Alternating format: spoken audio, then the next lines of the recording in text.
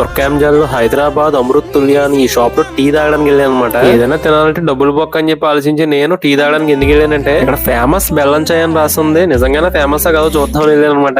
ఇక్కడ జనాలు మాత్రం టీని మంచినీళ్ళు దగ్గర తాగేస్తున్నారు పొలవమని. టీ 20 రూపాయలు, కప్పు మాత్రం చాలా చిన్నగా ఉంది. టీ అయితే బాగుంది, అయితే రెగ్యులర్ టీ అయితే కాదు, ఇది సంథింగ్ డిఫరెంట్ గా ఉంది. బెల్లం టీ అన్నారు కానీ బాదం ఫ్లేవర్ ఎక్కువ తగులుతుంది. ఇలా ఎక్కువ జనాలు ఉన్న టీ షాప్ చూసిన ప్రతిసారి ఏమనిపిస్తుంది అంటే ఎక్కడికైనా దూరంగా పారిపోయి ఒక టీ షాప్ పెట్టుకుంటే బెటర్ ఏమనిపిస్తుంటది. గురుగారు మీరు ఏమనుకుంటున్నారు కామెంట్ చేయండి. ఫ్రాంచైజీ కోసం అని చెప్పి కాంటాక్ట్ నెంబర్ కూడా ఇచ్చారు. ఇక్కడ పక్కన వేరే బేకరీకి వచ్చాం. ఇంట్లో ఎంతమంది ఉంటారో లెక్క వేసుకున్నాను. మనిషికో సమస్య చెప్పిన పార్సిల్ కట్టేమన్నాను. బాలింతరాలైన మా సుకన్యకి అక్కడ గులాబ్ జామ్ తినాలనిపించింది.